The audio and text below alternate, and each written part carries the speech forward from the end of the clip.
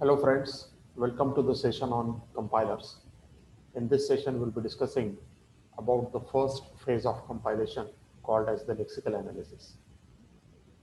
Friends, in this session, we will discuss what we mean by lexical analysis, how this lexical analysis is being carried out, what is the role of lexical analyzer in compiler, and we will also see what we mean by lexem, patterns, and tokens.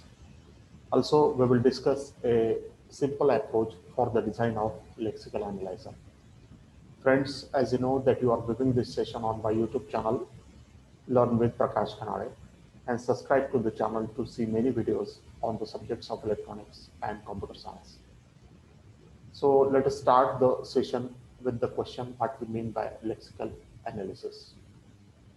Now let us imagine a situation that you have been given a book and you have been asked to read the book. The book reading is a very casual process and normally we do it very casually. But if you carefully observe, then you can easily observe that while reading the book, we start from the first character. We go on reading the characters until there is some gap or until there is some blank space. And then we will recognize the word. And in this way, we go on recognizing the words that are written in the different sentences of the book. You will find that the lexical analysis is performed in almost similar way. The lexical analysis, you can say, it is the first phase of compilation. And during this lexical analysis, the scanning of the input program takes place. And therefore, the first phase of the compilation can be called as the lexical analysis, or it can be also called as a scanning. Lexical analyzer is a software or it is a program that will read the stream of characters from the source program, and then it will group them in the meaningful sequences, and these meaningful sequences of the characters are called as the lexems. Ultimately, for each lexem, a token is being generated by the lexical analyzer. Lexical analyzer can be built by using the programming language. So it is possible that by making the use of programming languages like C, C++, you can easily write the program for lexical analyzer. There are certain other tools are also available to build the lexical analyzer. The tools such as Lex can be used to build the lexical analyzer. And when you use such tool, then it is quite easy to build the lexical analyzer. You will also find that there are various softwares available such as Apache, OpenNLP, UTokenizer, or GCC. And all these softwares has built-in lexical analyzers. And these lexical analyzers support many languages. Apart from the compiler, you will find that the lexical analyzers are also used in various other language tools. Say for example, in linters or in pretty printers, this lexical analyzer is used. So let us understand the concept of lexem, pattern, and tokens. A lexem, you can say that it is a sequence of characters in the source program. And this sequence of character has to match a pattern for a token, and it is being identified by the lexical analyzer as an instance of a token. So you can say that when we read a book and whenever we identify a word, so a word in the book or the word in the program is just nothing but a lexem. Say for example, we can have the different lexems such as the word if, then, else, any number such as 3.14, or any symbol such as equal to, not equal to, or less than or equal to. A pattern can be defined as a description of the form of lexeme. For example, a pattern can be a sequence of characters. So in many cases, such as in the words if, then, else, it is a sequence of characters. Sometimes it is a sequence of numbers with decimal point, or sometimes without decimal point, or it can be a sequence of less than symbol or greater than symbol or less than or equal to symbol. So each lexical unit is being represented by an abstract name and it is being called as a token. So whenever we have some lexeme, then that lexeme is being represented by a token. For example, any programming language will have the tokens such as identifier, a token called as a keyword, or constant, or operator. So these can be the different forms of tokens. Say for example, when we write a piece of code, something of this form, then in this piece of code, you can say that we can have the tokens for if, the token for left parenthesis, the token for an identifier price, the token for an operator, the token for an identifier GST, a token for operator minus, a token for identifier rebate, then a token for an operator, then a token for a constant, then a token for the right parenthesis, then again an identifier, then again an operator, and again an identifier. So these can be the tokens. So whenever we consider a token like if, then the lexeme is the sequence of characters I followed by f. And what is its pattern? The pattern is the same. That is, initially you must write I and then you must write f. So this is the pattern which will describe this token if, which is a keyword. Whenever you want to have a token for identifier, then in the token of identifier, you can say that it is a string which can contain letter or number. And initial character must be a letter followed by a sequence of letters or digits. Operator, say plus symbol is being identified as an operator token, or whenever you write any other variable such as GST, then again it is identified as an identifier token where it is a string containing letters and numbers. A constant can be anything such as a number with decimal point or without decimal point. So it is being treated as a numeric constant. Now let us see what can be the role of lexical analyzer in the compilation process. As I told you, lexical analyzer is the first phase of compilation. When the source program is connected to the lexical analyzer, then the token is being generated by the lexical analyzer, and this token is passed to the parser so that the syntax checking will take place at parser. Now, whenever parser needs a token from the lexical analyzer, then the parser can send a request to the lexical analyzer and it will get the token generated from the lexical analyzer. Also, one can find that the lexical analyzer is connected to the symbol table manager, where the entries of all the names will appear in the symbol table. So there are different roles that are performed by the lexical analyzer. Say for example, lexical analyzer will produce a sequence of tokens to the second stage of compilation called as parser. Lexical analyzer will also remove comments or white spaces that are written in the program. One can easily find that whenever we write the program, then many times we add comments or many times we add white spaces in order to impart certain structure to the program. But these comments or these white spaces are of no use as far as the compilation process is concerned, because comments are useful to the programmer to read the program, because it will increase the readability of the program. White spaces will impart some kind of structure to the program and the reading of the programs becomes easier. But these things are removed by the lexical analyzer.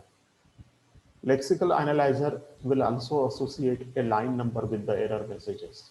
So whenever the errors are generated, then every error message must be assigned with a line number so that the user or the programmer can easily recorrect the errors. So assigning of the line number with the error messages is the job done by the lexical analyzer. Many times while writing the programs, we need to write macros, but it is necessary to expand these macros before they are compiled. So it is the job of lexical analyzer to expand the macros. Lexical analyzer will also have an interaction with the symbol table. And whenever a new name appears within the program, then the insertion of this name in the symbol table is done by the lexical analyzer. Say for example, we have written a small code if in the bracket I equal to j, then z is equal to 0, else we will put the value of z equal to 1. Now, whenever we write such a small code, then you will find that this code is being converted into a sequence of tokens by the lexical analyzer. So initially, one can easily observe that this code is being converted into a sequence as shown over here. Initially, we will have a tab, then the word if, then there is a blank space, then there is an opening bracket, then there is a variable I, then there is again blank space, then there is a equality operator, then there is a blank space, then there is a variable j, then there is a closing bracket, then there is a new line character. So whenever we write in the next line, then it is being converted into a new line character. Then there is a tab, then there is a one more tab, then there is a Z, then there is a space, then there is a assignment operator, then there is 0, then there is semicolon, then again a new line character, then there is a tab, then this word else, then again we have a new line character, tab, again tab, and then Z equal to 1, and then semicolon. So this code is being converted into this sequence by the lexical analyzer. And now it is the job of the lexical analyzer to remove all the tabs, all the white spaces, and it has to generate the token for the remaining entities. Now we will see how the lexical analyzer can be designed. There is a simple approach for the design of the lexical analyzer, and this is being called as input buffering. A lexical analyzer can be implemented by a buffer pair. Suppose we have a pair in memory where there are two parts of the buffer memory. The first part may contain, say for example, 50 characters, and the second part of the memory will also contain, say, 50 characters. And we will have the two pointers. The first pointer is being called as a lexem begin pointer, and the second pointer is being called as a forward pointer. So initially, both the pointers will point to the first location on the left-hand side buffer. So by using the pointer lexem begin, where lexem begin pointer will mark the beginning of the current lexem, and it will go on attempting to determine the lexem. The pointer forward will scan ahead until the pattern match is being found. So initially what is being done, whatever is their source code, the source code is first of all loaded in the first part of the buffer memory, and the lexem begin and the forward pointer will point to the first position. And as we read a book, in the same way, the lexical analyzer will work. That is, the forward pointer will go on moving forward until it finds some delimiter. If it finds delimiter, then it will backtrack, and then there will be a lexem between the lexem begin pointer and the forward pointer. Now, some of the transition diagram is being matched for this sequence of characters. And if some of the transition diagram is matched, then the corresponding token is being generated by the lexical analyzer. If this forward pointer reaches to the end of the first part of the memory, then the next sequence of characters will be loaded into the second part of the buffer. And again, the same process of matching is being performed. If the Lexian begin pointer comes to the end of the first part of the memory, then it means that all the characters that are loaded into the first part of the buffer, for them the token has been generated. And now both the pointers can go to the second part of the buffer. Now this first part is made empty, and whenever the forward pointer reach to the end of the first part of the buffer, then the next sequence of characters will be loaded into the first part of buffer. So this process will go on continuously until the tokens are generated for the sentences that are written in the program, or we can reach to the end of the file. If for certain sequence of characters no token can be generated, then in that case the error message will be generated by the lexical analyzer.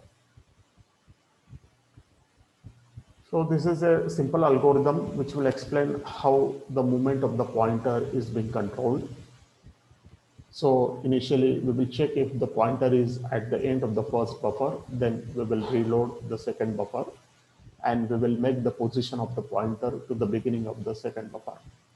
Otherwise, else if we will check forward is at the end of the second buffer, then in that case, we will reload the first buffer and we will set the position of the forward pointer to the beginning of the first buffer. Else, we will check whether we are reaching to the end of the file. If we are reaching to the end of the file, then we will terminate the lexical analysis.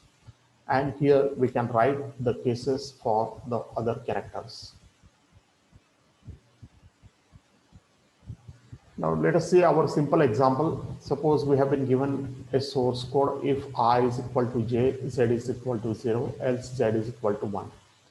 Now, as I told you earlier, that we will have a sequence of tabs and then the characters as shown over here. Now, in this case, as far as tab is concerned, uh, it is a white space and therefore it has to be removed from the source program. Token called keyword will be generated for this if word. Then again, we will have a white space. Then we will have opening parenthesis. Then we will have an identifier token. Then again, there will be a white space. Then we will generate for equality a operator token. Then we will have a white space. Then we will have the variable j for which identifier token will be generated. Then we will have a closing bracket. Then there is a new line, tab and tab. So all these are the white spaces and they can be removed from the source program.